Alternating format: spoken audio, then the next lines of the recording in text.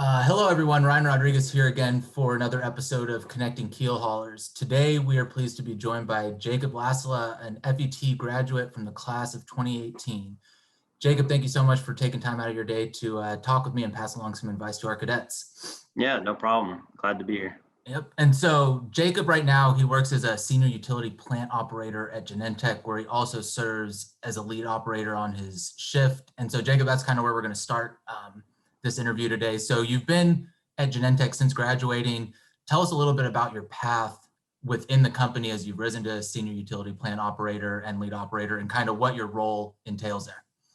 Yeah, definitely. So, I mean, like you mentioned, I started there probably like a week after graduation. Like they needed me to start right away. They were shorthanded. I did 2 summers previous internship with them in the same group.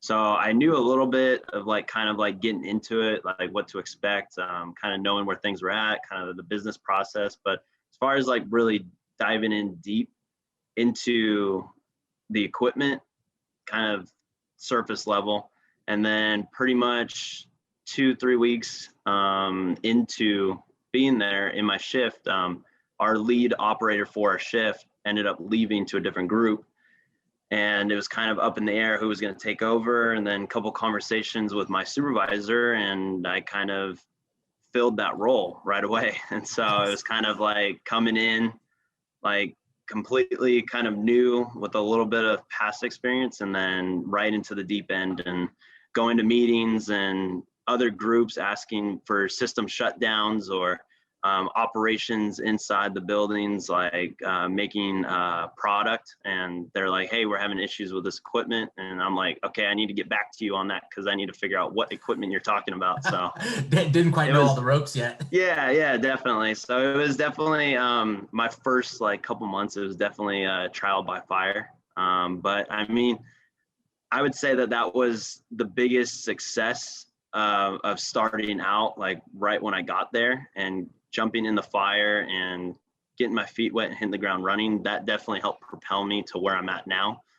My first year I got promoted, and then my second year I got promoted. So now going into my 3rd year there. So, I mean, now I'm as far as knowledge base, I'm getting up there on the senior level scale, and we got a lot more new plant operators. So I would just say a lot of it was just learning, and a lot of missed lunches, a lot of late nights, and working with night shift, and just kind of figuring out things together and utilizing my resources around me. But I mean, yeah, definitely, there was definitely a little bit of nervousness when I first started, but looking where I'm at now and the journey that I've been since being at Genentech, it's just I want to take it back. So.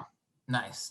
What would you say is kind of the difference between just being a utility plant operator and now being in a more senior role? Is it just decision making, or what kind of differentiates the two?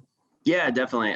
So when I first got in, it was learning a lot of our different standard operating procedures and learning how to troubleshoot the equipment that we have, learning about if we need to take this water system down, how is it going to affect the people inside the building? Or if a failure happens, who do I need to contact? Or if we have a reverse osmosis system fail, what do we need to repair, or what do we need to clean in order to get it back up and running? I mean, you're dealing with large scale waste systems, to where it's if the waste system isn't operating correctly and you're not within the right pH range, it's you're going to back up all of production. You're having to make calls hey, I need you guys to slow down because we're overflowing right now. So, I mean, it's definitely a lot picking up right away. And I would say ultimately it's just when you're on the floor as a utility plant operator, I say plant operator loosely, because I mean, we're an operator, we're a mechanic, we're a sort of engineer, to where we're working with designated engineers, and they're talking to us about hey, what do you want changed?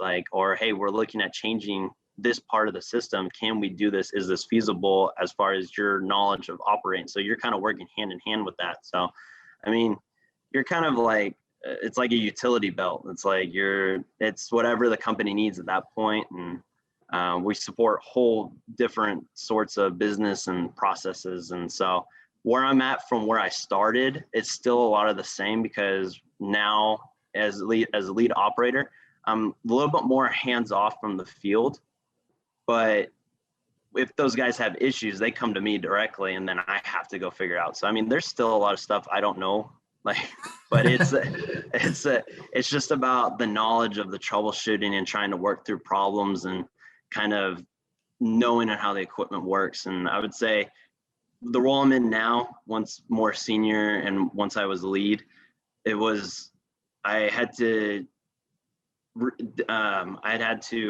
disattach myself from the field and focus more on the overall scale of like, okay, I got 2 guys working on this job and that's going to take this long, and I got 3 guys over here working on this. I got 1 guy kind of doing the daily work and that needs to get done for the day. And it's like, okay, we had this issue, I need to pull these guys off of this job and go over there, but we can reschedule that for another day. And so it's just a lot of, I would say multitasking is the biggest responsibility I have. And if I'm out in the field, like involved in like mechanical seal, pump rebuilds, or like taking down an RO system for a cleaning, and then operations inside calls me saying that we have this issue, I can't really pull myself away from this job. So just opening myself up to more agility, to whereas when I first started, it was more of like, I'm like the grunt force worker out there, and I'm the one being kind of told. But I mean, like I said, like I was only a couple weeks in, and then I was having to make those decisions. So it's like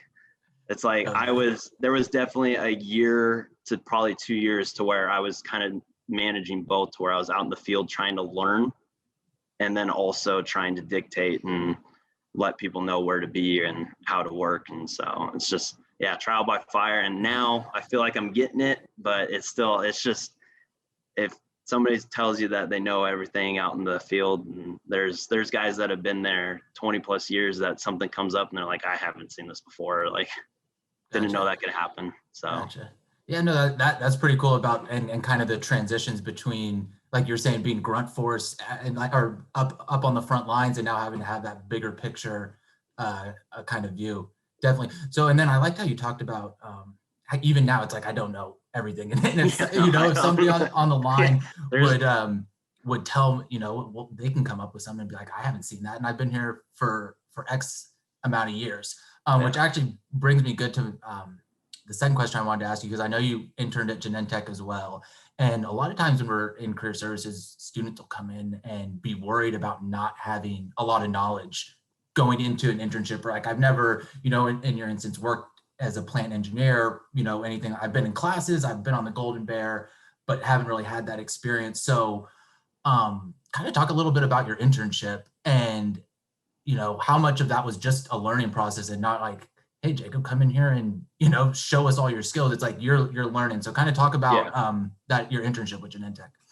Yeah, definitely. I mean, like, that was definitely a nerve-wracking experience, because you on this interview and you show your resume to this kind of like recruiter. In my case, it was an existing engineer and engineering specialist that had graduated, Matt Trujillo, and he interviewed me. It was a great interview. Everything went great. And then you kind of go in your first day and you're like, okay, I had all this stuff on my resume. I had all these classes to kind of like sell myself for this internship. And then, okay, now I got to act on it. And you know what, like, everybody there was super nice. And it was just like, kind of like, my biggest advice to like anybody trying to get in with the internship is that first day, you're just like you're like a puppy dog. Like, as soon as you see somebody get up, don't wait for somebody to come grab you.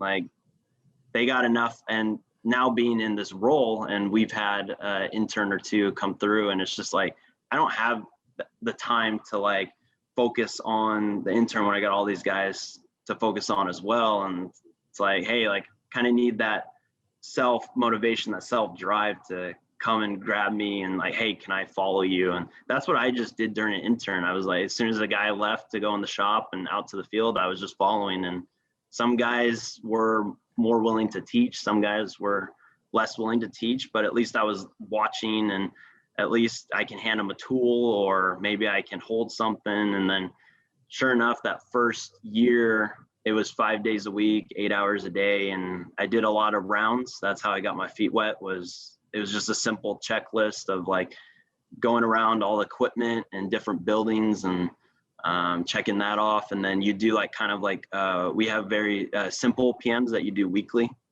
And those are just kind of easy checks to where it's not too involved, but you're just kind of making sure the system is operating correctly, and just another step on preventative maintenance, and just kind of utilizing myself as like an extra appendage for one of the other guys there. Like you need some grunt thing that you don't really want to do. Well, hey, I'm Here's here. the intern. Yeah, I'm here. Like that is the biggest thing that helped me and helped prove my value within the company. Was I was always there.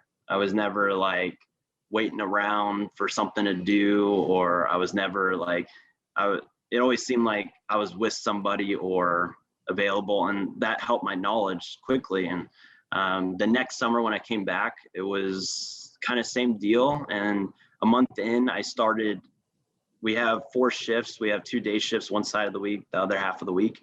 And I ended up on my 5 days a week, 8 hours a day, the back half of the week was shorthanded. And I ended up staying like 12-hour shifts with them, just doing like the grunt work that they couldn't get to because they were backed up. And it ended up being to where they asked me, do you want to just stay on our shift and don't work 5 days a week, just work our shift schedule? And I was like, heck yeah. Like I actually would like a summer to where I get half the week off, and it's kind of nice. Yeah. Instead of working 5 days a week. And so yeah, that ended up propelling me even further to where like volunteering and stepping up into that role, to where I was still doing the grunt work and still helping out in that areas, but I at least got to see what a shift schedule was like, and got to be exposed to a lot more things. Even though I wasn't really directly involved, I got to see a lot. So, gotcha. And then knowing that they basically going into that job interview, knowing that like, hey, he shows up, he is always willing to help out. Like he does show knowledge.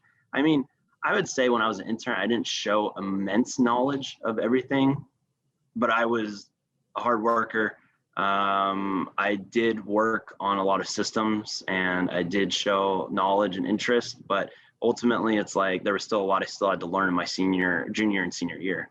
So, but yeah, when I came in, they basically knew who I was. They knew my work ethic, and they're like, yeah, well, this is somebody I can invest in. And those people skills, thinking or speaking for themselves, as the technical things that they can teach you, and like you said, that you're still learning, but just hard work, do anything type of attitude. Yeah, definitely. Which kind of wants me. So you were at Genentech for 2 years, right? Interning. So what was kind of the process then for transitioning to full-time? Like, did they approach you and say, hey, Jacob, apply for this opening that we're going to have, or what was that kind of process for you? Yeah, that process was pretty simple. It was like, I already told them, like I was like, look, like, let me know, like when there's an opening, like I want to come work here. Like I want to invest myself with this company. I enjoy being here. And it was like, okay, yeah, we'll let you know. And I came back, like, I didn't really come back during the school year. They left it open for me too, but it was I had a lot going on with school. And then I was like doing soccer, and then I was RHO. And so it's like, there's a lot but I came back during my winter break, and they said something was coming up around the corner. Called me, they said, hey, we got an opening. We're leaving it open for you. Or kind of like, hey, like put your application in, like, and then I think I had waited like a week or something. Like that was something I missed. And then somebody called me, and they're like, hey, like, do this, put in your application. Like we want to hire you. Yeah.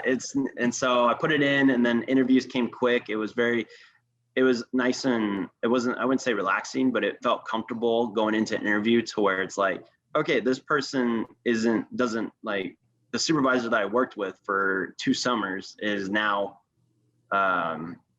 the interview on the interview panel. And so it's like a lot of the questions is like informal, to where it's like more business questions, and they already know like your technical experience. They already know who you are and what your work ethic is. So I would say it was very relaxed. And I did have like another job interview, like I think like last year, to where it was a little bit more nerve-wracking, because it's like I didn't really know the people there. But then again, it was like, I mean, I'd say like with your interview knowledge and skills, if it's something that you practice, then it's like, I don't know. It's just a conversation. Yeah, no, I think, Yeah. I think we talk about that a lot with our students of like, interviewing is a skill, and the nerves are definitely going to come in. I don't care how many times you interview, you're going to go into another interview, especially if you don't know the people and you want something, like that's when the nerves rise. So yeah, come to our office and we can practice. Like you said, it is something you can get better at and more comfortable with, for sure. All right, thinking back now a little bit to Cal Maritime, how do you feel the Cal Maritime overall, the education, prepared you for your internship with Genentech and then transition, and the FET program specifically? Kind of what were the things that class-wise or whatever that really prepared you? Yeah, definitely. I'll break it up into two. I'll talk about the school in general, and then I'll talk about like the actual program. And school in general too can be, whatever, anything about the school, for sure. Yeah, definitely. I would say like the biggest thing that enticed me coming to the school was definitely like the hands-on program and also the leadership. I did Boy Scouts growing up before I came here, so I was kind of already used to like structure and uniform. So I mean, that really didn't bother me. Also made it kind of easier. Like you kind of just show up and like you know what you're gonna wear. The only thing that bugged me was the shaving. I don't think I maybe only shaved once since graduating. I kind of just always keep a constant like stubble. Gotcha. But I think that's the only thing out of Cal Maritime. I mean, I still keep the uniform at work. Uniform is not required where I work, but I still keep my own like uniform. I wear kind of like the same work shirt, same pants, and I got a set of 5 of them. So it's like cycle through. Cycle through. It's easy. I don't know. It's just one of those habits that it's nice and it keeps it professional. Mm-hmm. The other thing too is with the core, kind of that leadership capability that you learn and the accountability too, to where it's like self-run. I mean, ultimately, like I definitely learned a lot about leadership coming into the role that I was in. And there was definitely a lot of mistakes, definitely a lot of like understanding how different people operate.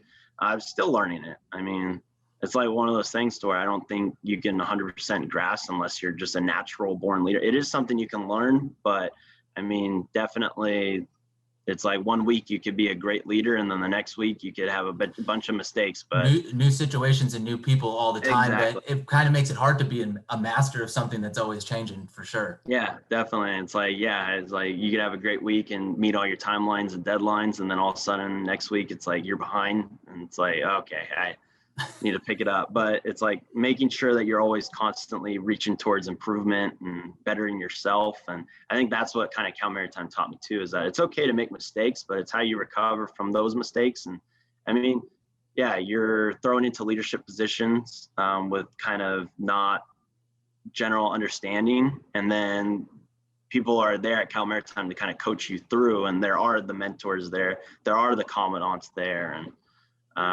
to help you through, and you do have peers that share that similar interest. So I mean, that definitely prepared me too. I was also a student hall director my senior year, which definitely put me into that like next wave of leadership, to where it's like, okay, now you're in charge of like a whole branch of the school with the student leaders that are leaders as well. So it's like you're a step up from the leadership. And so I haven't hit that level at work, but I mean, definitely that helped me so much coming into a role to where both feed in, and it's like, okay, yeah, you need to be a leader and flip the switch.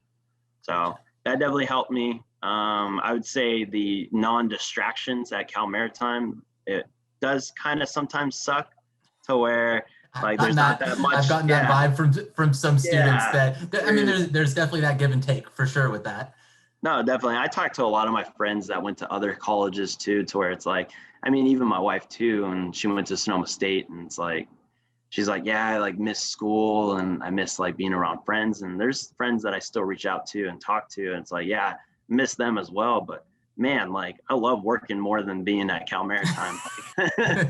Like there's a whole other world, whole other realm outside of there. And it's like, I wouldn't change anything about going to Cal Maritime. I would still go through the same programs, same situations I went through, because makes you appreciate the small things in life and understand, like, you know what, this wasn't as bad as like when I went like through like the training ship cruise and it was like the middle of the night and I had to take rounds. And now people call me in the middle of the night for work and it's like, okay, yeah, no big deal. I don't have to be up for 4 hours. I can answer like a 10-minute phone call.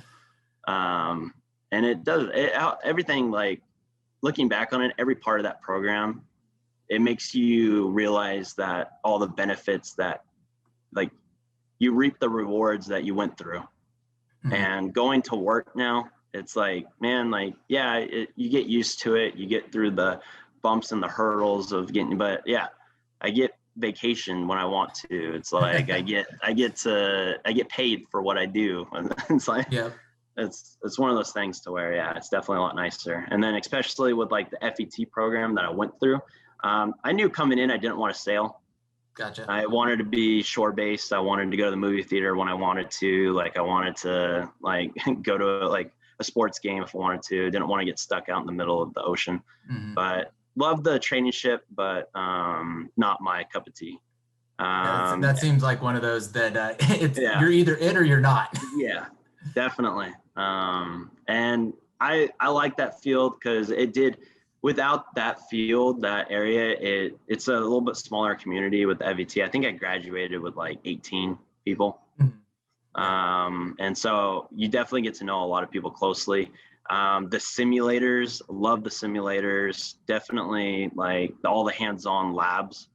And also like the teachers within the engineering technology program, like even like I had teachers with the MET program, but I would say like having that whole circle, that whole wing, that whole bay of teachers' offices. And I mean, even some of the teachers in the classroom buildings to where it's like, you could pretty much walk in and have a conversation for an hour about like either personal issues or school issues. And like to where it's like, you have like a teacher that notices when you're gone for like one day of work or one day of class. And it's like, you go to a school with like 150 students in one classroom, like teacher's not going to care or understand if you're they're there. not going to know who you are. Like, you know, it gets tough for sure. So, I mean, that was definitely nice. Always having that constant support and like the open classroom experience to where it's like, you could have a discussion in the middle of class. Some classes were more formal than others. Some classes were a little bit more informal to where it was a discussion. But I mean, ultimately it's like, yeah, like I love the simulators and a lot of the technical classes that definitely helped me prepare. And it's like coming out of Cal Maritime, I learned a little about a lot. Like, what is it? What's the saying? Like, master of none, or what is it? Yeah, no, I know what you're trying to say. Yeah, I'm trying to think of it. You're like you know a lot of things, but you're not an expert in any one type of area, for sure. Exactly. And I think that's what catches people up sometimes at that school is like, man, like that was my biggest stress about graduating is like, I have all these classes under my belt. And then it's like, crap, like that control valve. Like I remember being in an instrumentation class and understanding on how like that works, but it's like, I need to remember a little bit about like crap. Like you pick it up after a little bit. And once you see more things out in the field and it's like, at least you know where to go to and you know who to talk to and you know what to say in those conversations. We have a whole instrumentation group. We have a whole automation group. I just need to know like who to go see. Yeah. Who to go see. And it helps me out with the troubleshooting, but those aspects with Cal Maritime and especially like the FET program definitely helped out. Yeah, I think again, like in conversations that we have with students and that we talk about in the Career Center is sometimes the students feeling like, yeah, I'm not going to know these particular things, but kind of like you said, like Cal Maritime gave them the base knowledge and then where you're at will teach you exactly what you need to know about that company, that job, so on and so forth. So, So actually, that's a pretty good segue to the next question is thinking back to Cal Maritime then, what is something you wish you had done differently in preparation for your career? And then also, what is something you stressed about in college that now looking back on it is like, that's so trivial. I didn't, like I was worried about this thinking it doesn't actually matter that much.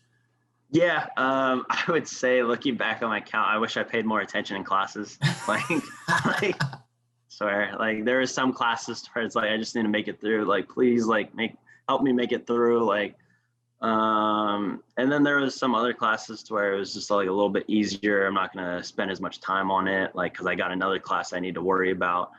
I mean, that's something looking back on it to where it's like what I said about the control valve, like that's just one example, but it's like, oh crap, like that chemistry class, like we're talking about reverse osmosis and pH control and bisulfite injection. And it's like, oh crap. Like I remember talking in chemistry class, oh man, like you see it what in was your that one mind, day? but it's like, Yeah. what was it? Yeah, and then like understanding like the mechanics of like pumps and understanding pump curves and pressures versus flows, and it's just like, yeah, there's a lot of stuff that like I wish I paid a little bit more attention to, or like if I right now, if I had the same brain going back, like I could have had a little bit more review in certain classes. Yep. But it's like there's so much jam-packed knowledge that it's hard to like really focus on. And I definitely attribute to I would say the troubleshooting ability that you learned from Cal Maritime that definitely helped out the best, but understanding a little bit more and diving more deeper into book work. I wouldn't take back like doing like 4 years of soccer, and I wouldn't take back like doing like the RHO and the housing and learning that leadership ability. Because I mean, if I change all that, like who knows if I'd be where I'm at right now. Exactly. Yeah. But like a lot of that stuff took away from the technical knowledge that I learned. And so it's like, well, is there something that I could have given up? Or it's like, I mean, like I remember talking with a couple of teachers to where it's like the triangle, you got to give up one part of the triangle, or it's like can't be successful. And it's like social life, sleep, and academics. It's like you got to pick one that you don't want. Can't have everything. Trade-offs is what it's all about. Yeah. So for sure. Definitely, if I had to go back, that's something that I would have focused on a little bit more. I think definitely spending, especially in the technical classes, like diving in deeper, understanding more about like the theory and understanding more about the reasonings behind answering the questions of, well, why this, why that, instead of just kind of like, okay, what do I need to know for the test? Like, what do I need to memorize for the test?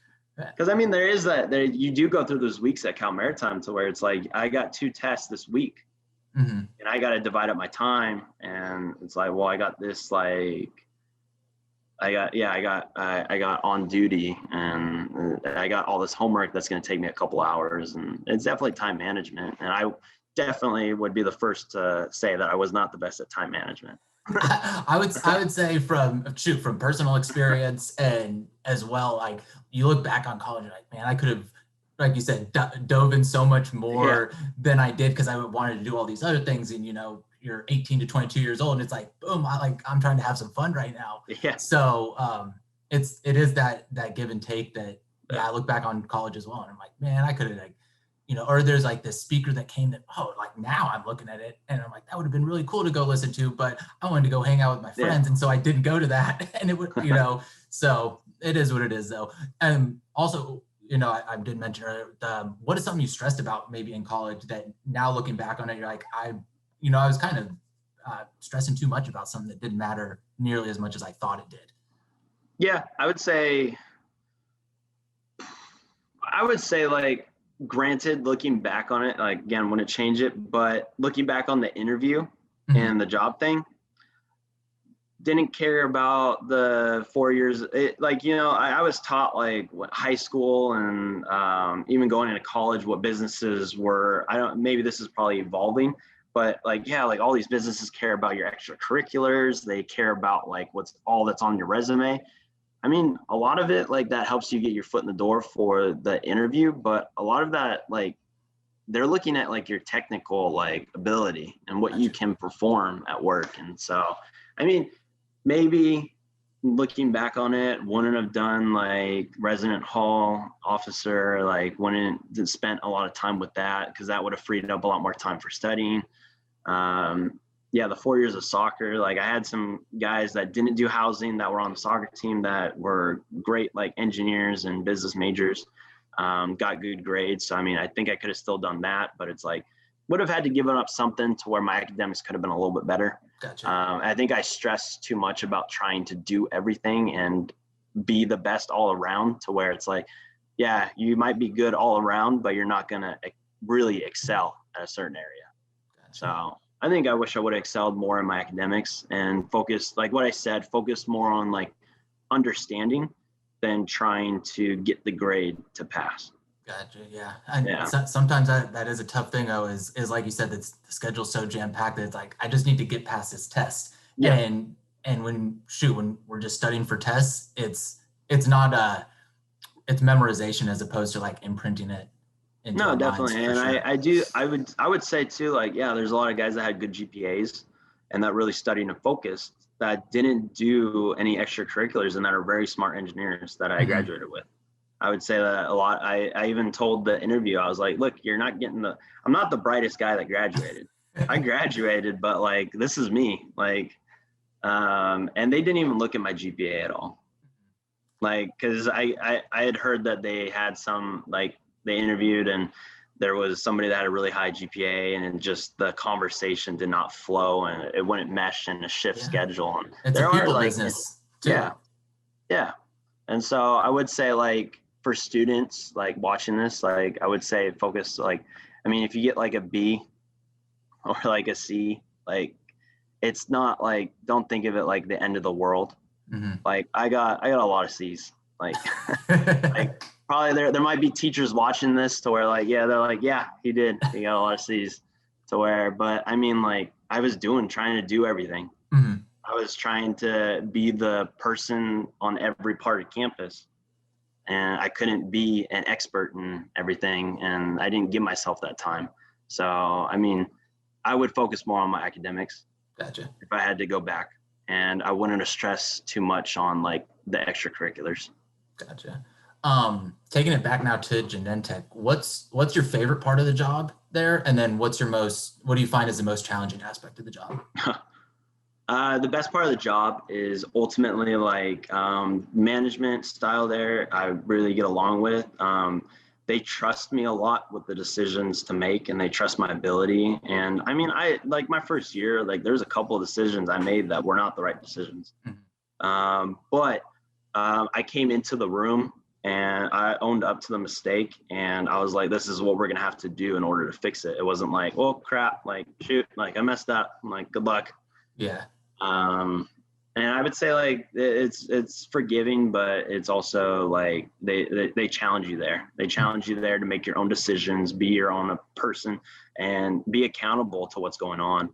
And that's what I really like about the job. I like that I could probably go into work on Sunday or Monday, and night shift could pass on like a system's failed, and they don't know how to get it back up. And it's like, oh crap, like all that scheduled work for today, I can't even get to until we figure out like what's going on.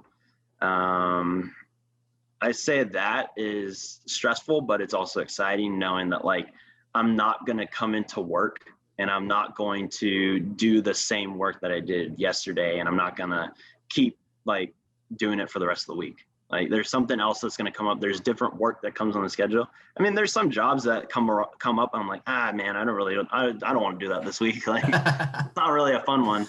I was just shorthanded last week, and I had to do a job to where it was grunt work. It was like, we were shorthanded, and I had to do a confined space entry so that way we could clean out a sump. Like it's dirty, but it's got to get done.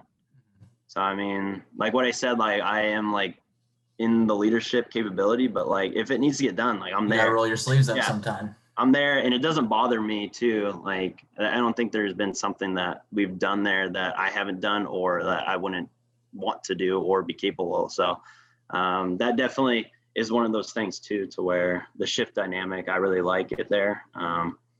The stressful, challenging part is definitely when things aren't like, I mean, we can go through a week and we could just do scheduled work, and we can do like discretionary work to where like, okay, this pump failed, we need to fix it. And then there's other like, but I mean, as far as like the most stressful and challenging is when like, especially with the quality aspect of being in a biotech and having to be regulated within the FDA for quality systems and quality state of control. We have different groups that specifically handle like quality aspects of like systems. Like we're running systems that have to stay under 1 microsiem of connectivity. And the TOC in the system too has to be at a certain level. And if any of those instruments fail, there's procedures that we have to go through. And like, we're talking about like huge, massive distribution systems that wrap around throughout buildings. And like, we have to steam or chemically clean systems that take a long amount of time. And there's also chemical cleaning that happens to where like you're backed up to another clean system, and to where if your LODO procedure, if you didn't follow that directly, and or if there was a mistake, like you could run chemicals to another system and then now that system's down. And we're talking about biotech production with drug manufacturing, and there's a whole, we're at the base start of everything with our group. And if something fails, it halts stuff inside, and that halts product getting to patients that need it. And especially during a time like this, to where like we're ramping up and like things like need to move and product needs to move. And I got a system that's coming down on Sunday because we have an emergency repair, and that we need to coordinate downtime inside. Like, okay, you guys got this 8-hour window, like make it happen. And I've been early on some systems release. I've been late on some. So it's just that, I'd say that's the most challenging and stressful, and making sure your documentation's correctly. Like everybody kind of talks about how English and technical writing, like at Cal Maritime, like that was something I learned too. I learned with technical reports, like when we're doing lab reports, like go get straight to the point. Don't give me a novel, like give me the details and straight to the point. Yeah. So that is a lot of discretionary work that we do that is revolved around paperwork. And if something isn't done right, we have to write observations for it. And so does become stressful when you're working, as far as like, we need to work as fast as we can and as safe as we can to get a system back up and running, but it has to be done correctly and within the quality. We can't just do a repair, turn it back on and release it. I mean, we have to get samples. And so I'd say that's the biggest stress part, is like coming in, not knowing what's going on, and then having to try and figure out, or you're on calls, you get an alarm that just killed the system, and you're like, oh crap, I got to run over there, and the rest of my day's screwed. Yep, no doubt. So kind of getting down to closing, what advice would you give to any cadets that are interested in being a utility operator and kind of getting into the line of work you're in? I would just say be open-minded, and don't get so closed off into where like, oh man, in school I really loved HVAC and refrigeration. Like when I'm a utility operator, I just want to work on HVAC refrigeration. I mean, everything that we do, as far as like, you could be working on a pump one day, or you could be doing maintenance on an RO system, and then you could do maintenance on an HVAC system like all in 1 week. And or you could, there's a room that's out of temperature range and you have to figure that out. So I would just say don't be closed-minded, be open-minded to, and then also too is like, there could be random tasks that you get asked to do, and sometimes you just have to be willing to do it because things need to happen. And it sucks because I was there too, to where it's like, yeah, I have to do it. And there was things last week that I did that I really didn't want to do, but they have to get done. And I would say be a self-driver. Don't wait for someone to tell you what needs to be done. Be proactive. Come up with solutions. Don't wait for solutions to be given to you. If somebody's teaching you, kind of like what I touched on earlier, don't rely on the fact of like asking the question just to get through whatever you wanted. Rely on the question and learning the answer to help you troubleshoot things in the future, or to learn from it and utilize that and grow yourself further. Because there's some guys that we've trained to where it's like, okay, I know that like they're going to be asking me that question next week. You can just see it going in one ear out the other. Yeah, exactly. And so, I mean, I'm sure there's other people that can attest to that too. And I'm sure the teachers were there with me sometimes where they just gave me, and they're like, yep, he's going to ask the same question next week. And I'm like, I've definitely been there. And so, I mean, but you grow up through being at Cal Maritime, and definitely from where I graduated, I've grown up a lot as far as like responsibilities and tasks and understanding like what professional responsibilities are required of you. And I mean, yeah, I'd say, yeah, just don't be afraid to try things. Don't be afraid to troubleshoot something on your own. Don't be afraid to like take a breath when you get to a system and assess the situation. Because I think that's the biggest thing that I learned as far as being in some of the simulations classes, that you can't just run around with your chicken with your head cut off. Like, you have to assess the situation for safety. You have to assess the situation for like, what is the system doing? Because I mean, like a lot of times we deal with to where it's just one sensor or one valve that's closed. But if you get this tunnel vision and you look right in it, you're not going to see the whole picture. And you're not going to see, because I've learned that a lot of sensors, you can't rely on your automation or instrumentation. You have to sometimes think that things, okay, I have to act like I have to prove why this value is correct. So not getting tunnel vision, being open-minded. Because like there was a class too that I took to where like we had to write down procedures of like steps that we had to take. And it's like, you can memorize that, or you can understand what the steps are to help you start up like a steam system. So I would say that's like kind of like the self-driver, motivated, come to work with your head held up high. And I mean, we're going to all have bad days, but don't beat yourself up. Just learn from that and own up to any mistakes that you have at work, because there's a lot of things that have happened where I found valves out in the field that like, why did somebody close this? Or like, why did this chemistry not get checked? And it's like, I'd rather know at what point that thing happened than nobody say anything about it, because now I have to think that this has been running like this for a couple of weeks.